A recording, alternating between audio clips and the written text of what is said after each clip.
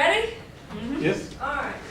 So I'm just kind of going to go in general. This portion of your dissertation, you know, it's a much larger process. It's not just this one piece here. This tends to be the critical piece. I assume all of you are thinking about doing quantitative analysis for your dissertation.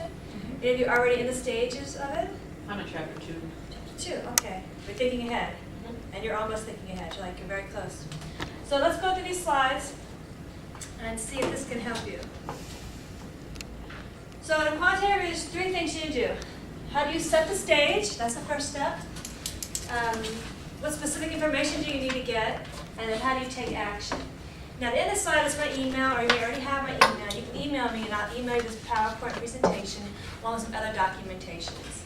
So anyone who sees this, I can email you a lot of information about the quantitative piece. So first step, how do we set the stage? You got to know your topic. Is it a topic that you like, you enjoy it, are you passionate about it? That'll motivate you. If you don't like your topic, you're not going to be motivated. You may have some grandiose ideas about research. Maybe this is not the place for it.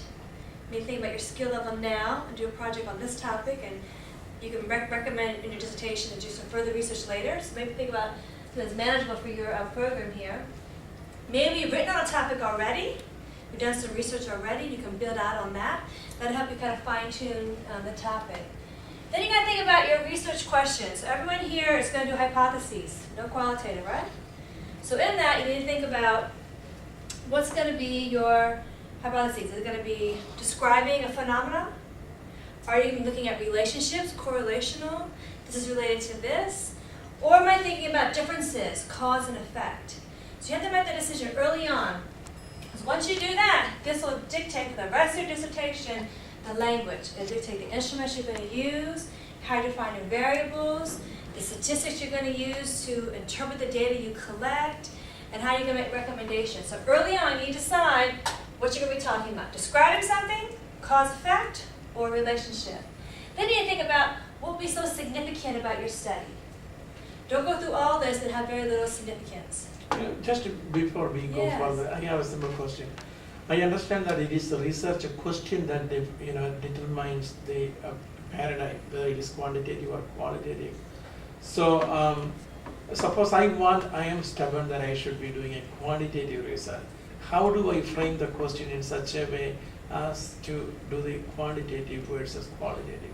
Well, you might decide with your dissertation chair to do a mixed method, to do a little bit of both. So you might have some data collection where you're doing a survey, but you want to do some interviews or do some observations. So you might do a mixed method. You can combine both of them. But there'll be a general format that you would follow that your chair would recommend. But you could definitely incorporate both. In fact, that'd be a rich study to have both of those in there. Is that what you're asking about, how to fine-tune which one? No, not honestly. So what I am asking is, how do I reframe or frame the question so that I can do the quantitative research? Okay, so if you have a topic? Yes. Let's play around with that one. Yeah. What is the acculturation experience of the Asian Indians in the United States? Okay, so if you So want that's to, it. yeah. So if you want to look at descriptive, you just be describing what that experience will look like. You may do some self-report instruments. You may do a case study of just one person, which we'll talk about in a second. Or you may want to do differences. The acculturation rate of first-generation Indian American Asian Indians is higher than second generation.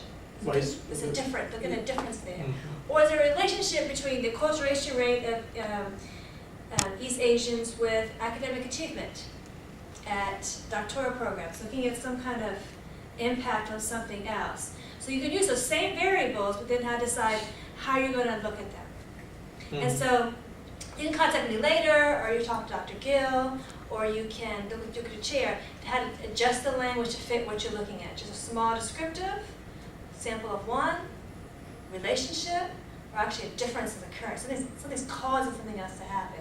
So like when I did dissertation, I looked at the ethnic identity stages that may affect folks in their academic achievement. So it's kind of similar, looking at acculturation levels perhaps. Mm-hmm. Maybe early acculturation levels have a greater impact on success with something versus someone who doesn't have any at all. Mm-hmm. So, get you thinking? Great point, yeah. Thank you. Okay. And then how feasible is your study? Can you do it while you're here? Can you finish it? How long do you guys have? 2 years? Maximum. Can you do it in 2 years? Yeah. Yeah. So, So you got to make sure it's feasible as well. And you need to know the hypothesis language. The no hypothesis will be no difference in acculturation levels on X. With a directional hypothesis, there will be an impact, or there'll be some impact. And What then- is this directional hypothesis and a non-directional hypothesis? So directional is saying, I believe the acculturation rate is going to impact the academic achievement. Non-directional, there'll be some impact, but I don't know which way. Could be positive, could be negative. There's something going on. I'm not going to be strong to say which direction I think it's going to go. So direction is more Yes, linear? I have an opinion on this one. Oh, I'm looking for an answer on this. Non-directional, I could go either way, or I'm open to seeing what could come my way. So if you want to get organized, you could have your topic and then say, my directional hypothesis is this, my non-directional is this, and my null is this. Just to be very clear about your variables at hand. Put all three out. Now most research studies, you won't read about the null hypotheses, but for you to get organized, it may have you kind of think, good to write down and think it out. So to try to justify all this fun stuff, look and see what's already out there. What stats are out there already? What can you pull from? How do you fit into a theory? Yeah. that brings me to my question. Yeah. I'm on chapter 2, which many people say is like the hardest, the toughest chapter to cover because you're looking at other people's research. Right. My research hasn't been done. Yeah. I'm looking at African American mothers' attitudes towards the concept of mental illness, how they view mental illness, Okay. and how that in turn impact their child's treatment, like whether they want to be supportive or not, depending on So treatment. how they do stigma. So Well, the stigma of mental So illness. kids need counseling. Yeah, and they're really not, well, and I shouldn't say kids, well, they are their kids, they're adult kids. I'm looking at, so I'm really interviewing the family member, the mother, and the treatment provider, not necessarily the client, Sure. but the client is the adult. Well, I mean, there's pros and cons of that. So the pro is you have the great opportunity to say, and because nothing exists, this gives more reason, significance that I need to do this study. But you can lead to that by saying, talk about African American culture in general, talk about motherhood in general, talk about African American mothers, and then talk about stigma, stigma in African American In the community, community, yeah. So stigma in that, African community with women or mothers. So you're funneling in. You're getting all these variables, you're funneling in, you even talk about mental health provisions, and then bringing that in, and then you say, bam. But then when you put them all together, and then you're like, oh man, then you get excited. So that's, you just gotta bring it. So in the beginning of literature review, your introduction, you would say, limited research has looked at this, but in general, these are the kinds I find, and you'll see that whatever language I like for funnel in to see there's a need for this. yeah, and that's what I've been doing, looking at stigma, looking Right, just be at very organized with Yeah. subheadings, very organized. expressed emotion, even like the schizophrenic. Absolutely. Refrigerator mother, it's like different Right. ways mothers And then were you used. slowly Yeah. bring them in, and there's probably a couple things out there, It is, it's limited. and then not right before you say, and we need this to happen now, because There's if a you lot, don't, yeah, there's a lot on like African American attitudes towards mental illness, but not Not- specifically the mother. right, so, get you thinking about how to bring it in a little bit? Yeah, so That's what my looks like you're chair already said. doing it, okay. So I concur. But you need to throw in some theory in there. You don't have to reinvent the wheel with your dissertation. Pull and see what's already out there about relationship-based models. Things that therapists, counselors can do to address acculturation rates, address African American mothers with these sort of issues or whatever topic you're thinking about. Pull from a theory that will give your dissertation a framework to work off of when you have to give recommendations to a discussion. Based on Roger's theory, based on this, this is why we need to do this, this is how it can be implemented. This can guide you a lot. And make sure when you're in the beginning, what are the implications of this? Who is going to care? What does all this mean for someone? Can someone use your findings? Anybody?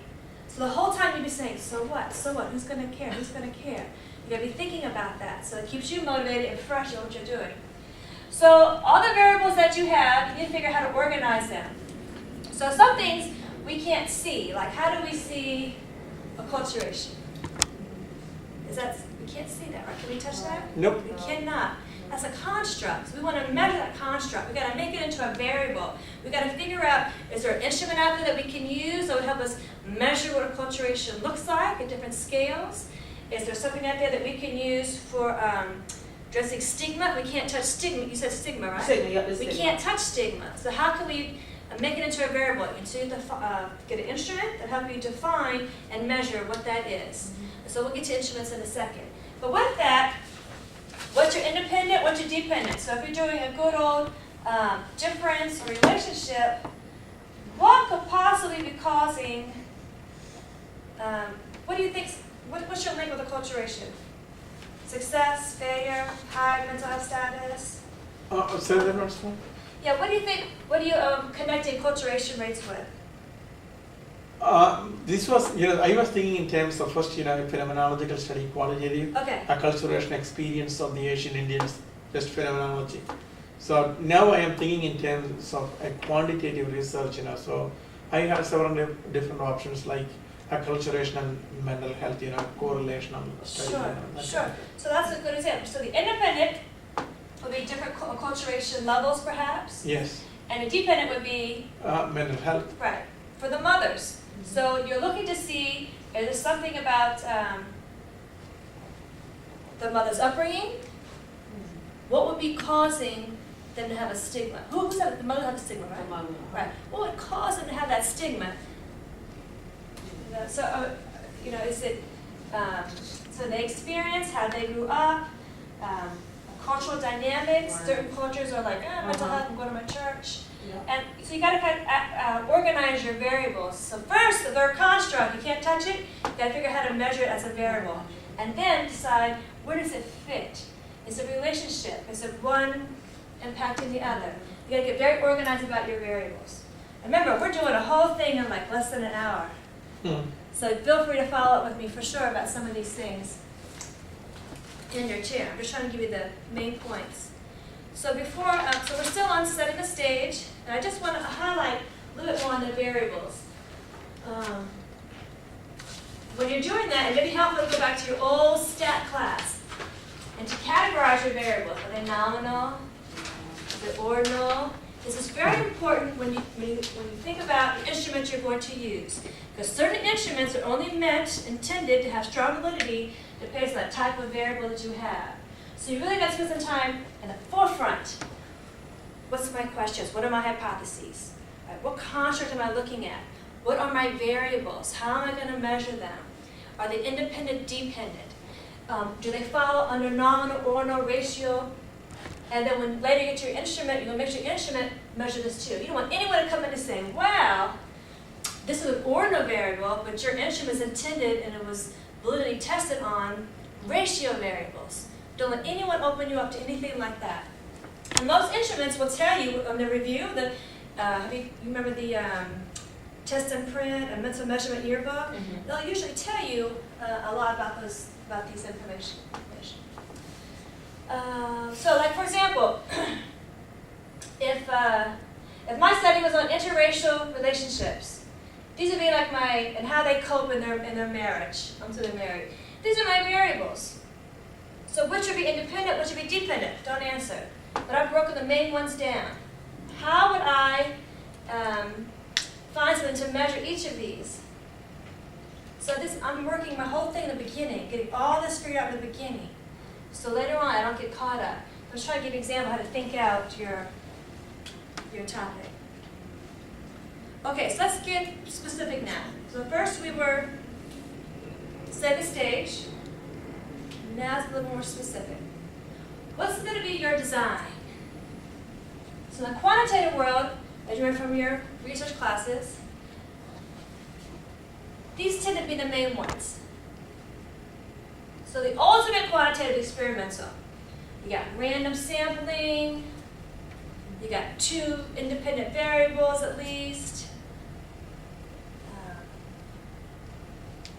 You're looking at something, a difference between someone or some groups.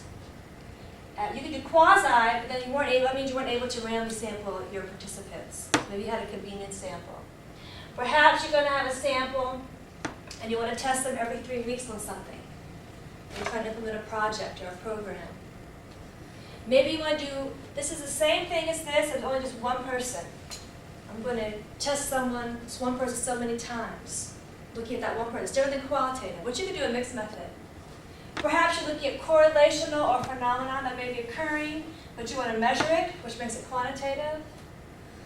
With all of these, you have to think about the validity. Now, in the research world, validity and reliability go almost with everything. How valid is your sample? How reliable is your sample? For your instrument, how valid is your instrument? How reliable is your instrument? For your analysis, how valid is your analysis? How reliable is your analysis? So this goes hand in hand. You have to be mindful of this all along the way. The trick is this. Don't you love tricks? When you pick your design, most designs will tell you everything how to use, what statistics to use, what to look for, validity, reliability, it'll tell you all the things you need to look for along the way. That's documents I can email you if you want that might help you. Because once you get this set, this should also fall into place. There shouldn't be any question about any of these things. You should be able to predict the right stats to use for your design, how will you maintain internal control, randomly sample, however your sampling method's going to be. How are you going to make sure that your constructs are truly being measured correctly? How do you control for external craziness? Yes, all these kind of predict that. So once you have this in place, so now you've got your hypotheses, you got your variables, you got your design, you're feeling good, chapter 2 is coming to an end. You need to think about what out there is going to measure what you're intending to measure. You've done all this great work. Now, how do you find the right instrument? I'm sorry. Yeah. How do we choose the design? And I'm still a little confused about that part. Your topic and your topic probably could all fit any of these. So you just got to fine tune. What do you really want to find out? What you really want to examine. What will someone care about what you find? What could you do with this? Could you get a grant? Could you publish? So that will help you figure out with your chair which of these is the best design for you. Now, if you think you'll have, for the ultimate one, if you think you'll have access to a pretty decent sample and they'll be large enough you can randomly select, you should do that one. That's if you're going to have 2 groups, so you're looking at one person and some within subject differences. But So how do we have a perfect random sampling? Say it again? When we make a random sampling, how do we make sure that it is a real random sampling? You got to follow every procedure step by step. So I'll solicit 100 people. Of the 100 people, you might decide to use the K method. Every 10th person will get in. You might have 100 people, and you randomly select 10. That means we have to have the list of names. Everyone has an equal chance of being in your study. What about criteria? Yeah, I you think could do- mine is not right. criteria. Definitely, as long as you know what you're doing and you say in your dissertation, I'm using the criterion method, and the criterions are these 5 things, and then you can still do randomly sample also. You can have this, and then randomly select from those. Right. But that's why I asked my chair about that, because Absolutely. it might be even interesting to look at African American mothers and Asian mothers, or African Yes, American mothers and absolutely. Caucasian It's mothers. a valid, So, it's a valid yeah, sampling yeah. process. So there's typically 4 main sampling processes. Remember from your research class, you can use. You can use any of them. But for design, it's just a matter of fine tuning to see what really fits what you want to do. Okay. And again, and once you have an idea, or if you still want to look these, go back to. Did you keep your research books? Did you sell them back? Oh. These are. You can just go in there and read. 'Cause now you have your topic. Now going back to it, you may have a real better idea about what you want to do now that you've got your topic in mind. So you got to find a really good instrument. In fact, it's going to be an instrument's honor to be on your dissertation. Because you did all this work on the forefront. Who is going to have the joy of measuring your variable? That's a very special decision to make of what instrument you're going to use. Now, for stronger reliability and validity, you should get one that's already been published and has solid reliability and validity.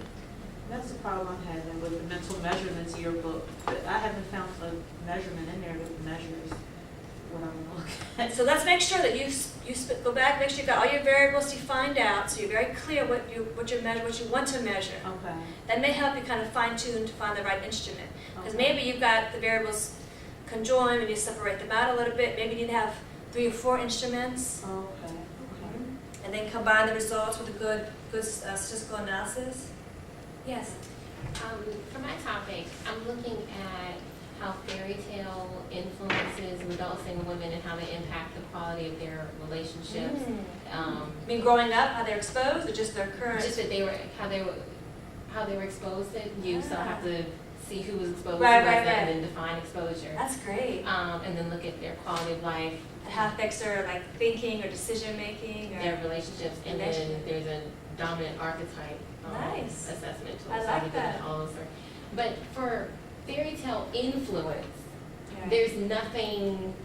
Yeah, I don't know. necessarily. Maybe some measurements about media influence, impact of social media. You might not find exactly that. So ideally, one's been already published because it reduces the chance of error of anyone to come back and say, you know. So if you can't find an instrument, excuse me, then you can develop one or modify it, but you're going to have limitations. It's going to have reduced or no reliability or validity. And so you need to be able to come back and say why this is the only method I can collect data that's best for this project. You got to justify why. I couldn't find it. Literature is limited. Maybe you'll say this will be a pilot study. I'm doing this a sample of 30, in your final chapter, I'll do this for 100 people. I'm just trying to gather. Perhaps you, with your chair, you get the permission to run a little study on like 5 people on this little instrument. Test your instrument out. See what they think. See if you can get some in. And that way in your dissertation, when you do 50 people, you can say, yes, it's limited, but there's something out there. I've done some peer review, I did a pilot study. Those things can help you. The other thing that can help you with the self-report, your own developed instrument, is a large sample size. You know, the larger you run this research, the larger sample size, the less chance for error. Not many people are going to lie. When you're this small, it's hard to tell when it gets bigger. So some ways you can kind of come back if you can't find your own instrument. And there's language that you can use to support yourself if you're going to make up your own. Or perhaps you have a little bit of both. That might help you out. Find something, looks at media influences or youth influences or things that influence relationships in childhood, and then make up your own. Right? Then you can cross-pair the data from there. All right, so I just want to spend a little more time on the instruments. So make sure in your dissertation, and you should have the dissertation guide by heart now, right? The dissertation guide, you know by heart now? Supposed to You be. know it exists? Yeah, so on the student portal, the dissertation guide. And it's, I would just memorize the whole thing. It's got some great information in there for you. Things that go in each section, each chapter, things to think about as well.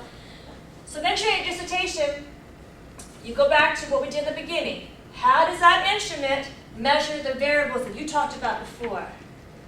So like for mine, when I was showing you some hypothetical variables. Hey, how's it going? What do you think about that? Good? Yes? Yes. Excellent. She's good. She's going to watch through the door. Like these are my variables. Does my instrument measure the interracial topic? Does it measure marriage satisfaction? Does it measure strategies? You need to make sure your instrument measures all the variables that I spent so much time at the beginning. Make sure they measure all of these. Now some of this may be demographics. Maybe I'll have a demographic survey. So some folks will have demographic survey and then maybe 1 or 2, whatever your interest. You have all 3. This gives you descriptive stuff. And this will give you inferential stuff. You have a little bit of everything. Or maybe even chi-square, depending on how you fine-tune it. So I just wanted to make sure to go back on that one. So all this needs to match up. When you're talking about your dissertation, you want to talk all day long about its reliability and validity. You don't want anyone to poke holes in that. Not at all. And if it's your own, you have to spend some time justifying why this is the only way that you can collect your data. Right, so you need to think ahead about your timeline. Some instruments, if you're going to use what's already published, you got to get permission. That may take some time, may take some money, depends. Make sure you allot time to get permission for that. And make sure to get a clean copy of the appendix for your proposal and then dissertation. So finishing up this section by getting specifics. Your sample is critical. You've got this great question. You've got all the variables figured out. You've got the instruments you want to use. How do you find the right people? Right? Who is going to represent what you have in your mind? So you need to think about who's your population and how will your sample represent that population. You want to have a sample that you can generalize the findings to a larger group of people. So that's why the sampling is very critical, that you use the right method, have the right people, so that you can actually say, all these people have this in common, and there's no holes in this, and I generally believe this can be generalized to a large group of people, influence they may have with fairy tales. So, how many? Are we going to have two independent variables, like two things going in a pure experimental? How are they going to be treated differently? Start talking about generalizing. How does your theory come into play in regards to this population? We talked about a minute ago. What's your sampling method? Is it people that you know at Argosy? Maybe not so bad. That'd be a convenient sample. Maybe snowball. Someone knows someone, someone knows someone. But as long as you name it and you describe how you got the folks and why it's still a valid approach, there's no problem with these. And so in your research class, remember there's like about 8 or 10 different ways to do a sampling method. So a little bit more on sampling on this slide here. You think about what's your target population? All Asian Americans in the United States? In Greater Washington, D.C. Right. So you only want to generalize to the northeastern part of the United States? Or would you like to generalize to the whole United States? No, Mid-Atlantic. So, okay, so your target population would be Asian American men? Yes. And the Mid-Atlantic area. Mm-hmm. Now, can you get a hold of all of them? No. So you're Yes. accessible, that'll be your target. Okay. I would love that all my findings be generalized to that group. But who's my accessible population? In Maybe, yeah. some pocket, Greater Washington, D.C. Yes. You need to name this in your dissertation. So no one can say, I don't understand who this is referring to. Who does this impact in the large one? So this is you bringing it in a little bit. And then, can you still get all of those? Probably not. Who's going to be your sample from that pocket? How will you get them? How many? Those kinds of things. That's how you kind of funnel in for yourself the reality of how to get a hold of your sample. So my simple question is, if my accessible population is the Asian Indian population in the Greater Washington D.C. area, there may be more than 1,000 people. And how do I access all of them? You got to think about that. You got to think about, will I go to certain places that they may frequent? Would that be religious or work or community? You got to think about how you get that. And then, how do you decide from that group how many to get? I mean, how do you get informed consent? How do you get in there and get permission? How do you market yourself? It's a business. How do you determine how many subjects you get? You need? The more the better, typically. Your research work will say at least 30, but 30 is. That's minimum. Your research work will say 30. But the more you get, the better. Unless you're doing a single subject. One of my members said that it should be like 10 per variable or something like that. So if you have 3 variables, perhaps. Yeah, okay. But the more you have, the better. Yeah.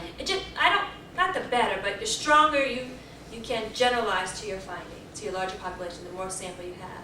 Because someone who's in a larger Asian American men in this area, and they say, oh, you only know 10 people, are you sure those 10 people can really represent to us 1,000 folks?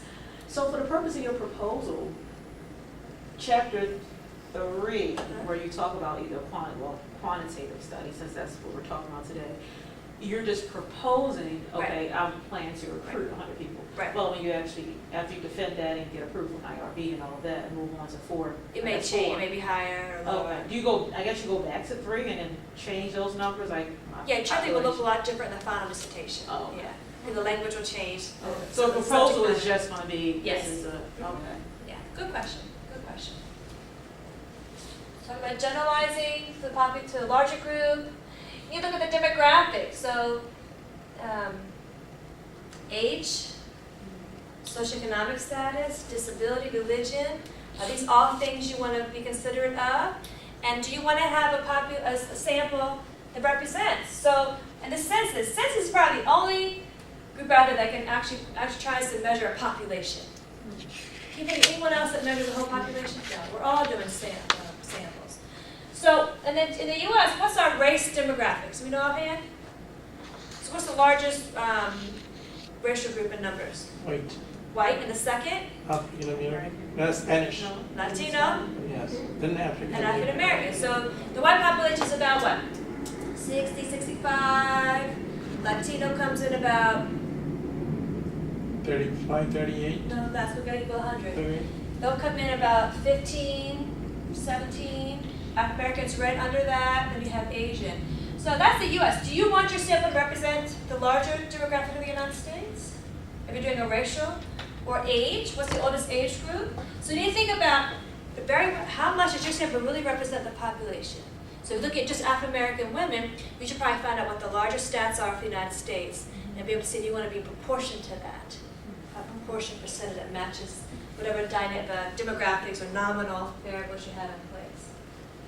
So this is just an example I gave here. So to answer your last question, so my target population is interracial couples, but I can't see all of them in the United States. There's no way. Accessible, I'm looking at the DMV area, kind of like what you're saying here, and I still can't measure all of them. So my sample will be 30 couples that I will get. I will select 10 centers randomly, and out of those 10 centers, I will randomly select 30 couples. So you see how you can still do random something along with mixed criterion with random. This is nice and clean, nice and clean. That way everyone had an equal chance of being in your study. Unless you can't do that, then just define how you're going to do your sampling method. All right, so finishing up the specifics. Again, a lot of this is in your dissertation guide or your own research book. You got to really think out how are you going to do everything. What's your So procedures? if you take a DMV's office only, DMV centers only, there will be people who never visit DMV's offices. Yeah, Then what about equal chances? You're reading into my acronym. So my thing, DMV is DC, Maryland, and Virginia. Oh, I'm sorry. Yeah, it's okay. Yeah, it's easy for me to remember that way. Oh. But the same, you said Mid-Atlantic, you can do whatever language that you would want. Look at all these things you got to think about. Informed consent. How do you get their consent? How do you disclose any risks? How do you talk about any? How are you going to keep confidentiality? Are you going to pay them? How will you hold on to data you collect? How do you keep it secure and confidential? Is it locked up? Somebody helping you? If you are, once you get to your IRB, how are you? If you get into a site and the site agrees, how do you get a hold of the couples or the people at the sites? You got to think about how would you get them. Can you afford to pay anything? What could you offer in return? Be careful about bartering, the ethics of bartering. How you get your sample. How will you actually collect the data? Will you go to the house? Will they come to you? Will they come to Argosy? How do they fill out whatever you have them that you want them to fill out? Where would that occur? We have to pay for that space. We talked, how we're going to analyze that in a second. Confidentiality, informed consent. If you're actually doing an intervention, what are the steps involved? If you have interview questions, what the question's going to look like. So this is a good thing right here. You want to have everything in there so someone replicate your study. That's the biggest honor in research. Someone says, I want to do this study too. You want them to replicate your study. You want them to replicating of all your steps in here for them to read.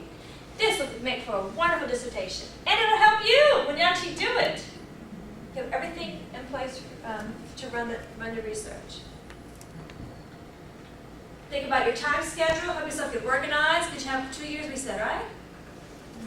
Now, when are you going to do, what's the date, what's the time frame, what are you going to do, who's going to do it, who's going to help you? This is getting you very organized in a quantitative process. Here's the money piece. All this plays out to have some good quantitative data. So we talked about, so in finishing up the data analysis piece, we're getting specifics. You need to have a plan.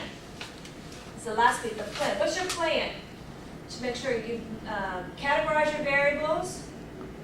Think about how your layout's going to be to see what your data looks like. You're going to look to have some kind of bar charts or pie charts. How are you going to get a sense of the mean, mode, and median, all that fun stuff? You have to plan out for that. You need to plan out what significance are you going to be looking at? Statistically, implications clinically, the practicality. So you get this plan going. So right when you're about to analyze your data, you know what you're kind of be looking to do. Because now you're going to get your data. We're going to get your data right here. So you've already got this approval. Now they just made a change to the IRB process here at Argosy. Did you see that?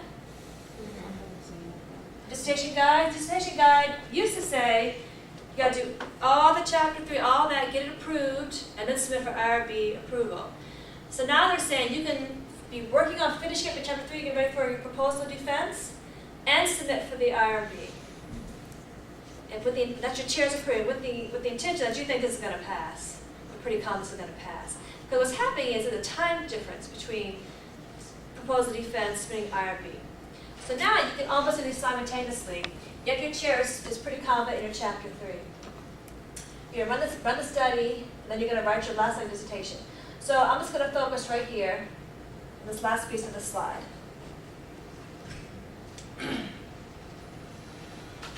Again, you should already know the type of research statistic you're going to use because you knew your hypotheses, you knew your variables, you picked a sample that would match the variables you want to use, you got your instruments, and now you have your design. All those predict the stat you're going to use. So there's no question here, and you have your plan already. See, all this is the same, all along, and this is where students get tripped up. I'll tell you that right now. These don't match up. Your hypothesis talking about a relationship, but then you're using t-test or ANOVA in your stats. We know t-test and ANOVA are looking at means, differences, which your hypothesis says relationship is not matching. Don't get your proposal, don't waste your chair's time. All this needs to match up. Same thing with the instrument. And if you had more than one hypothesis, you gotta make sure you respond to all of them. Some folks have 3 or 4 hypotheses. So make sure that you're collecting on all 4 of those. And then, of course, you don't interpret your data in this part of your dissertation. You just provide it. Chapter 5 is more about interpreting it. So in the stat world, you typically have descriptive and inferential statistics. Remember that from research. So descriptive is the central tendencies, variance, whereas inferential is all the hardcore stuff. So if you were going to categorize your research into one of these 3 areas, which I talked about, I think, my first or second slide, doing a descriptive quantitative study, you're probably just looking at measures of variability, range, tendency, mean mode. Some folks put chi-square here, looking at frequencies. Some folks put chi-square here. Looking at differences, you probably use one of these, and each of these has its own sub-area. So there's several types of t-tests, some types of ANOVAs, different ways to do multiple regression. Lots of students choose multiple regression, but it's very flexible. So t-test is 2 means, ANOVA's more, we allow for more consideration. Or relationship, look at correlations or regressions. You know this already, and you'll know it from the beginning because you, all along you have the same kind of language going through. So your design will match the statistics. And again, I have some handouts I can email to you if you email me. This will say whether or not you proved your hypothesis was correct or not. So you want to use the right stat.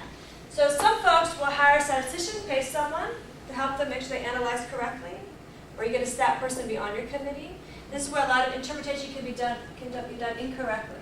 So you want to make sure that you are picking the right stat with your chair to analyze the data that you spend so much time getting to, right? You don't want to have a faulty interpretation there. Can't see this? I emailed it if you want. It's a beautiful map of the whole process. If you were doing qualitative or quantitative or mixed method or something that's more action, more specifically based. Look at all this fun stuff. It helps you kind of organize your question, your lit review, chapter 2, things that you probably will do, analyze, collect the data, things you consider when you're analyzing, and how to report back. It's a nice little cheat sheet. It kind of puts it all together. Yeah. Tips. Love that dissertation guide. This guide should have tabs on it, highlight it, should be wrinkled. Keep that thing with you. I know I like technology, but that's a document you definitely want to be able to hold and touch and feel all the time. You become one with that. Your chair is a very special person. If you have not picked out your chair, you already got your chair. That person is going to make you or break you. Be very strategic about who you pick to be your chair. Don't just say who's available. Don't just say I like someone. Make sure they understand your topic. Make sure they have appreciation for it. Can they offer you expertise? Because you may get 1 or 2 committee members too that you should strategically pick as well. You gotta make sure they all gel. You can't be having any craziness going over here. Your chair is going to set the tone for that. It's a very special person for you. So that person will help you kind of fine-tune individualization of your dissertation. And some of the things I've talked about here. This is a reality, for sure. Yeah, for sure this one. So I'm going to share right now for one of my students, and you want me to read his content. I won't even read the content until I see it formatted correctly. Format is very critical. You might have a beautiful message, but it's not in the right format, it's going to get lost. Your message will get lost. That's the beauty of APA. Those are my main tips that I have. And then, that's it. So tell me, how about your thinking, how you're feeling? We got a few more minutes.